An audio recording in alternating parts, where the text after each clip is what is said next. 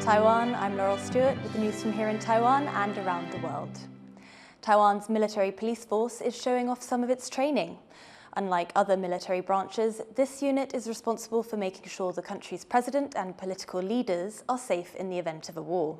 Ing-wen reports from their command center in Taipei.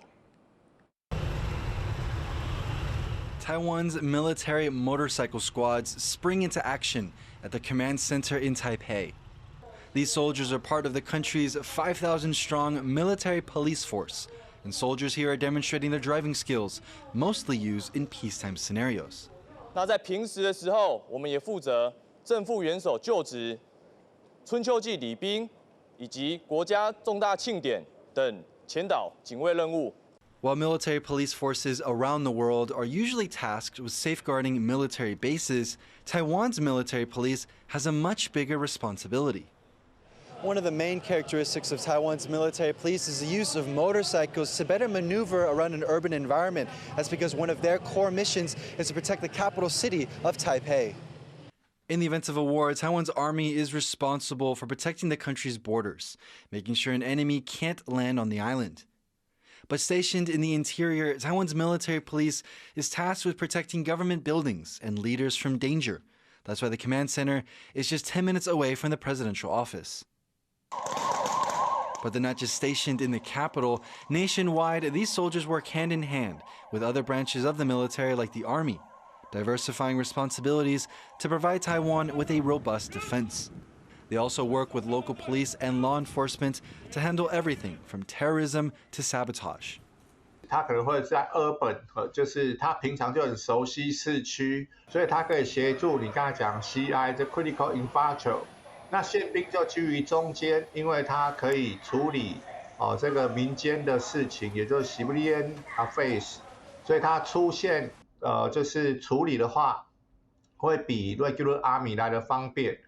While the majority of the military police are focused on protecting major cities all across the country, soldiers here at the command center in Taipei have just a bit more pressure, tasked with defending the heart of Taiwan. Alex Chen and Jaime Ocon in Taipei for TaiwanPlus.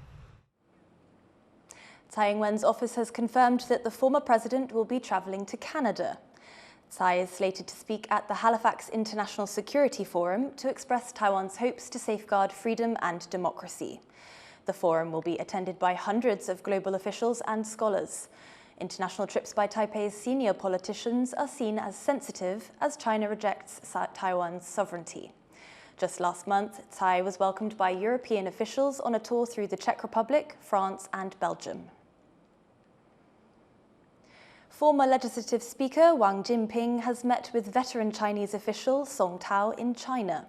Wang called for the joint pursuit of peace, but stopped short of mentioning the hallmark 1992 consensus. That controversial policy has been a central part of Taiwan's main opposition Kuomintang's relationship with Beijing. It's an agreement that there is only one China, and Taiwan is part of it, but each side can interpret what that means for itself. In the meeting, Song Tao said Taiwan independence is incompatible with peace across the strait. Wang acknowledged shared Chinese roots, but hoped unresolved disputes can be put aside to work towards what he called a common cause. US President-elect Donald Trump says he will use military assets to carry out a mass deportation of undocumented immigrants. A social media commentator wrote that Trump would declare a national emergency to authorize the use of US troops to detain immigrants for deportation. Trump replied, "True." Trump has said several times that he will use the National Guard to strengthen immigration and customs enforcement. Trump has promised the largest mass deportation in US history. He says it will begin on his first day in office on January 20th. 45 Hong Kong pro-democracy activists have been sentenced in the city's largest national security trial. Legal scholar Benny Tai was given the heaviest sentence of 10 years for conspiring to commit subversion. He'd organised an unofficial legislative primary election in 2020. Other activists sentenced include democracy movement leader Joshua Wong and dozens of elected lawmakers. All of them received sentences of over 4 years. Many of them have been jailed since their arrest in 2021, time which will count towards their sentences. At least 8 people are dead after Typhoon Mani ripped through the Philippines over the weekend. Fierce winds and strong rains triggered landslides and storm surges across the northern island of Luzon. More than 1 million people have been affected and nearly 700,000 evacuated. The super typhoon is the strongest of 6 to hit the Philippines in the past month. The storm cluster has killed at least 160 people and severely damaged communities across the country. A group of women are running a cafe in Indonesia's most conservative province, breaking barriers in traditionally male-dominated social spaces. Tiffany Wong reports. 28-year-old Kurata Ayuni makes a drink at her cafe in Banda, Aceh, Indonesia. In a city known for its coffee shops, hers stands out because Morning Mama is run by women. It's a rarity in the conservative province, which is the only one in the Muslim-majority country that imposes Islamic law, also known as Sharia law. There are strict rules about how men and women can interact in public, and coffee shops are considered male-dominated spaces. It's something the 28-year-old owner wanted to address by opening a cafe of her own. Apalagi kalau di Banda Aceh banyak stigma negatif yang memang membuat perempuan itu tidak bisa kemana-mana. Jadi orang Banda Aceh ini menganggap bahwa perempuan itu ya di rumah aja, a woman being housewife. Jadi memang nggak boleh berkarya, tidak boleh bekerja. Jadi ya udah coba lagi untuk banyak sharing-sharing sama teman-teman. In the past, many coffee shops in the province were open 24 hours as a rare form of nightlife. But since late 2023, new restrictions mean they must close at midnight, and Banda Aceh imposed rules forbidding women from public areas after 11 p.m. But the owner says despite the rules, society has changed. 9 p.m. woman nggak boleh keluar lagi dari rumah kalau malam. Jadi kalau misalnya ada perempuan yang memang keluar malam, pasti dibilang perempuan tidak baik-baik gitu. Kalau misalnya memang sekarang karena Morning Mama tutup di 11 p.m. jadi memang ya udah sampai jam 11 malam juga perempuan masih ada di coffee shop gitu. Gitu sih, sangat berubah. A year after opening, Kurata's cafe has become a warm space for female customers to gather with friends. I just think that I feel more connection if I ask something with the women barista, or I don't feel any nervousness if I ask, what about this menu? What does this consist of? Like, it's more like talking with your sister.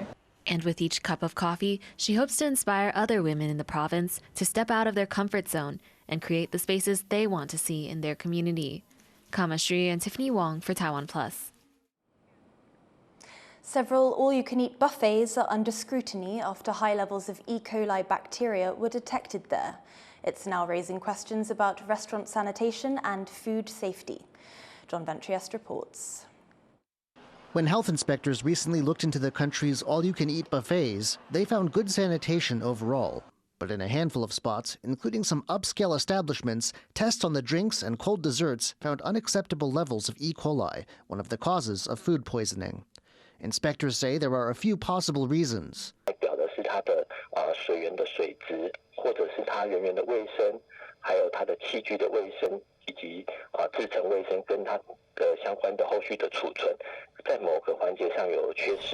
At least 2 of the buffets say they've already acted to protect customers.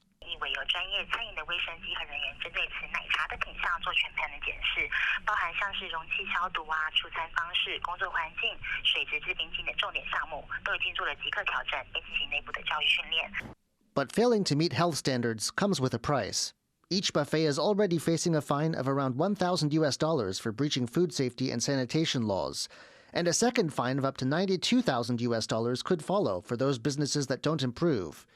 Taiwan takes its food seriously, and health authorities hope by fining and naming violators, the country can safely keep eating its fill. Devin Tsai and John Ventriest for TaiwanPlus.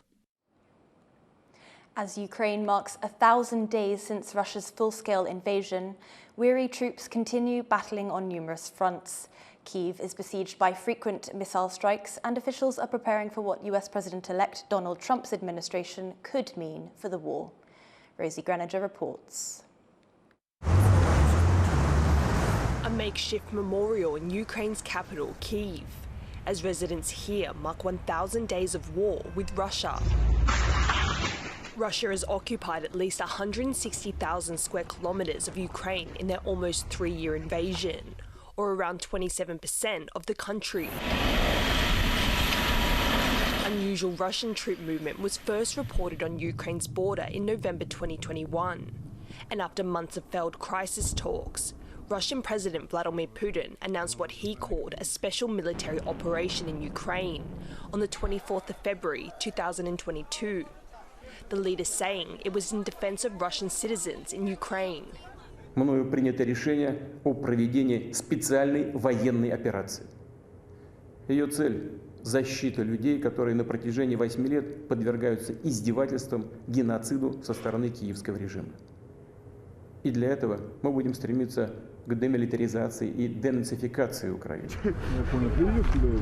In the hours that followed, hundreds of thousands of Russian troops invaded the former Soviet bloc nation from 6 directions, seeking to encircle and capture Kyiv. Military analysts expected Russia to quickly seize control, but rather than surrender, Ukrainian President Volodymyr Zelensky remained defiant, ordering a general mobilization. Ми вже видаємо зброю і будемо видавати для захисту нашої землі всім бажаючим, всім спроможним захищати наш суверенітет. Від кожного громадянина України залежить майбутнє нашого українського народу. And the US hit Russia with a wave of sanctions that crippled its economy. But Putin refused to abandon the operation, bombarding Ukraine with missile strikes. Weary troops on both sides have now been fighting on numerous fronts for well over 2 years.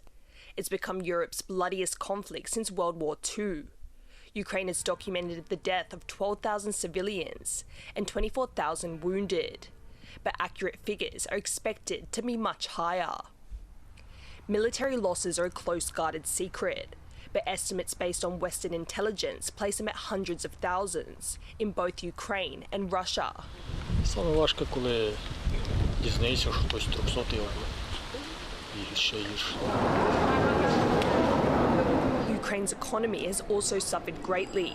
Around 6 million Ukrainians have fled the country, and the residents who remain are suffering with food, water and electricity shortages due to consistent Russian attacks. Як я сказав, війна стала частиною нашого життя, і як би це страшно не звучало, такі прильоти вже стали привичними в певній мірі. Я б сказав, що життя крутиться по кругу з бомбосховища і назад. After relying on American funding for their defense against Russia, Ukraine now faces a new challenge, the inauguration of a new US president. Chris, come here. Assuming office in January, Donald Trump is expected to lead a serious diplomatic push to force Moscow and Kyiv into ending the war, including promises to cut funding to Ukraine. Some political analysts believe this may involve pressuring Ukraine to give up its aspirations of becoming part of the NATO military alliance and surrender territories currently occupied by Russia, and for Russia to relinquish their goals of demilitarizing Ukraine.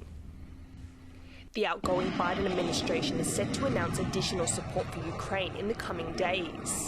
But as Trump's return to the White House inches closer, it's left both Ukraine and Russia scrambling to improve their battlefield positions ahead of any negotiations in the fast-approaching new year. Dolphine Chen and Rosie Greninger for TaiwanPlus. Thank you for watching What's Up Taiwan. You can visit the TaiwanPlus website or follow our social media for more stories from Taiwan and around the world. Finally, here are some highlights from the Brazil leg of the Freestyle Kite World Cup competition. I'm Laurel Stewart. Take care and see you next time.